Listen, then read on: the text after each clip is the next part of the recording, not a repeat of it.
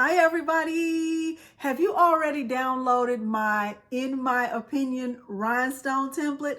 If not, stay tuned and I will tell you how to get it. Hello everyone and welcome to Crafting with Delonda. It's me again, Delonda, and thank you so much for joining me today. We are still on the mama trend, but today we are doing the rhinestone version of that. I will be using my Cricut Explore Air 2. I'll be using a design that you can get from craftabletthings.com. And of course, I will be using rhinestones from Eve at the Baby's Booty. I'm going to show you all of those things. Now, in case you are wondering about how to get this template, it is linked below the video. All you have to do is click the link to sign up for my email. And once you click the link, you enter your email address, the link will pop up. It doesn't come to your email, it pops up automatically. So there's nothing that you're waiting for to come to you, okay? So we are going to get into the tutorial. I'm going to take you step by step through the full process, just like I always do. At the end of this video, if you find it helpful, please consider liking the video, subscribing to my channel, and turning on the bell for notifications because I do upload new content every single week. Now, without further ado, let's get started. The shirt that I've made is this one right here, and I want to tell you about all of the materials that I used to make this. Now, the color of the stones in the center right here is what's called candy apple. The color that is outlining the candy apple has a gold undertone. It's called gold cyan, and the shadow layer is black diamond. Okay, so these are the three colors: candy apple, gold cyan, and black diamond. I used my Cricut Explore Air 2, a green standard grip mat. I actually used more than one mat. A trim painter. I also used a wax pen. This helps when your rhinestones get flipped over. I purchased this from Amazon. I also used a lint roller to help get some of the flock dots off the mat. You'll see all of that in the video. This is called KTM mask. It is like transfer tape to transfer the rhinestones from the flock to the fabric. You will be able to see me do that. And this is called flock. This is rhinestone flock. This is not the same kind of flock HTV, but this is specifically made for rhinestones. I purchased this from Heat Transfer Warehouse. I also purchased this from Heat Transfer Warehouse. There's one additional thing you will need. Let me show you what it is. You will also need something like this to put your rhinestone template on after it's already been cut. Now, I purchased this from Dollar Tree. I will leave a link below, but note when you purchase from Dollar Tree using my link, you have to buy multiple packages. I think 10 packages is the minimum you can purchase, but these are still $1.25, so you'll be purchasing, and there are 2 in each pack. Okay, and the shirt that I'm using is a Bella Canvas long sleeve ladies cut shirt, and this is what the final design looks like. Now let's look at the 2 websites. You're going to look at the website where I got the file, which is craftabletthings.com, and we will also look at the website where I purchased my rhinestones, and that is called thebabysbooty.store. And I will show you all of that. Let's head over to the computer. After we look at those 2 websites, we will go directly into Cricut Design Space. This is Patrice's website. It's called craftabletthings.com. The file that I'm using is one that's called Mama. It does come in 2 different sizes, SS10 or SS6. I'm using the SS10 template, but take a look at the other files. I'm sure you'll find something you like there. Once you click download, you may get a screen that looks like this that says you can't preview the file. Click download anyway. You will notice that the numbers are separate from the actual mama file. So you will need to download both the numbers so that you can change them to meet your needs. And then you'll also need to download the actual mama file, and you'll see that it is 3 layers. Now let's look at where I purchased my rhinestones. I'm going to go to the thebabysbooty.store and click on the Bling Now option.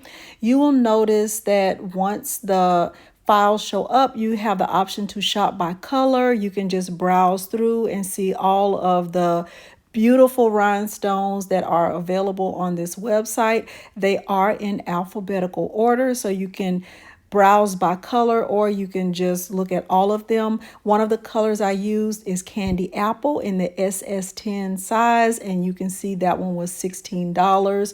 Or you can just browse and shop by color. The choice is yours. You will find something beautiful either way you shop. We are in Cricut Design Space, and now it's time to upload the files. Let's start with the mama file. I am going to navigate to wherever I have it saved, and I will add it to my canvas. Now, with rhinestone files, whatever the size of the file is when you purchase it, please note you cannot change or resize the file. Whatever the size is, that's the size you have to use. This one has 3 layers. I can tell by looking in my layers panel. Now let's upload the second part of this file, which is the established with the numbers.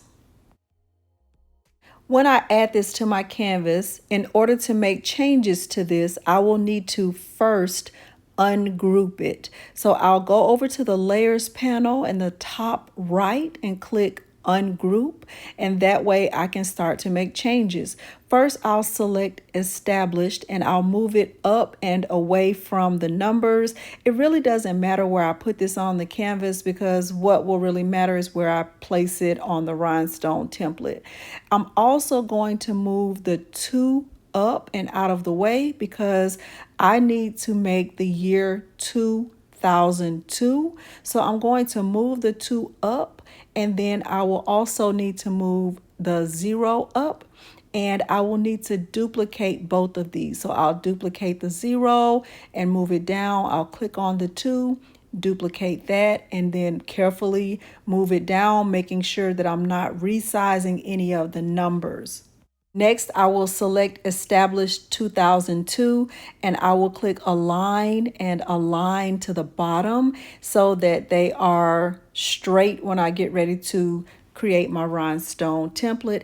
And then I will select all of it all together. Now this part right here is really not important because I'm actually not going to layer the date in the center like that. I don't need the rest of these numbers. I'm going to delete them, and now I'm ready to click make it. I have my black mat, then I have this blue mat. I'm going to move this 3rd layer, which is the shadow layer, from the pink mat over to the blue mat since I have enough space, just by clicking the 3 dots and clicking move object. And I'll make sure that I place enough flock on the mat to cover both of those cut files. And then I'll go and select my materials. The setting that I'm using is heavy cardstock, and it's not one of my favorites, so I did have to go in and do a search. I'm going to cut this with the default pressure. Everything from here will be back on the camera. I have the flock on the mat face up. I'm going to insert this into my Cricut. Let's quickly clean the blade just by poking it through some aluminum foil, just to get it prepared for cutting all of that flock. I started a timer on my phone once my Cricut got started cutting, and the whole process took over an hour and 37 minutes. So I have the first mat taken from the machine. And the goal here is to not have to remove any of the flock from the holes. But as you can see, a lot of the flock did not cut all the way through. So I'm using the tip of the wax pen to punch the flock dots through those holes.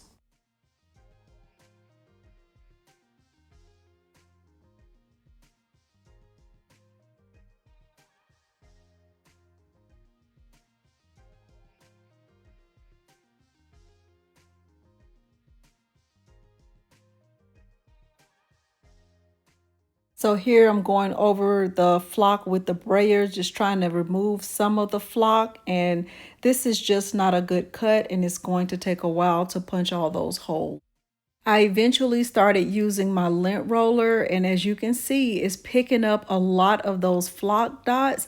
So I did find this method to be very, very helpful.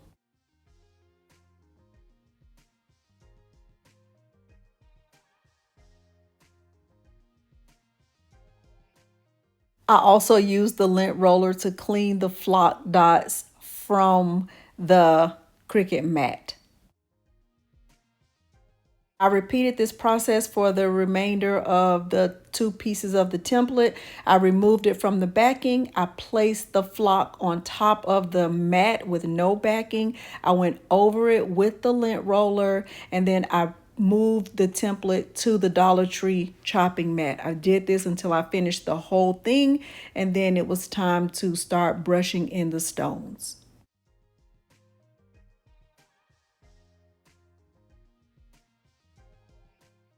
Now let's start to brush in the rhinestones. I'm starting with the candy apple, and I'm going to brush those in as the center stone.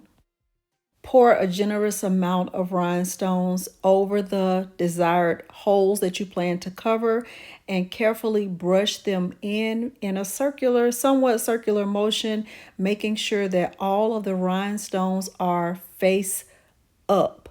I'm going to continue this process until that complete part of the template is completely brushed in, and I'm making sure, once again, that all of the rhinestones are face up. Then I'll go over it with my finger to make sure there are no doubles. Then I'll carefully brush them back into the container.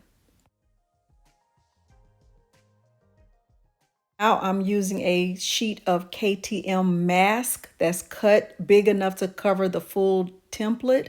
I'm going over it with my finger, making sure that all of the rhinestones are adhered to the KTM mask. And I'm going to just move this and put it to the side and get started with the next color. In this case, it's Black Diamond.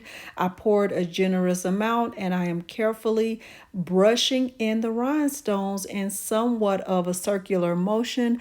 I'm making sure that all of the rhinestones are face up.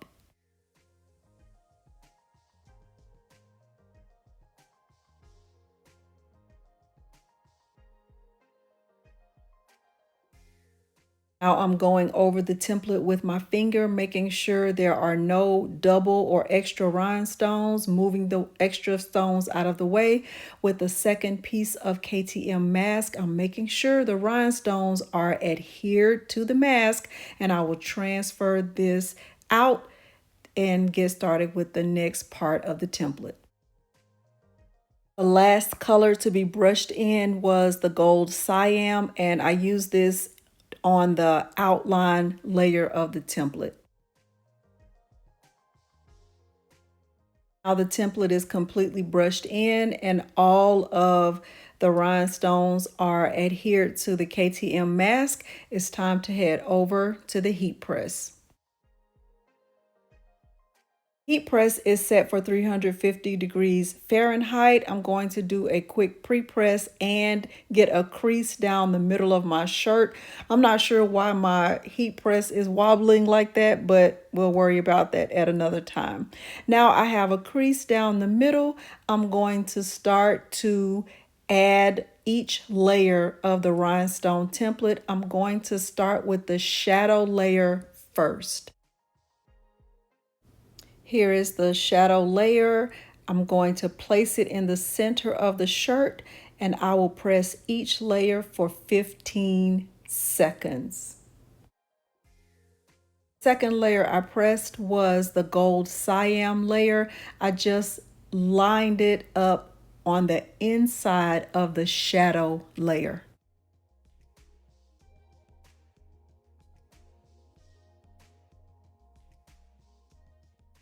And last but not least is the candy apple color. That is the center color. I'm just going to line it up right in the middle of the other two layers, and I'll press this for 15 seconds.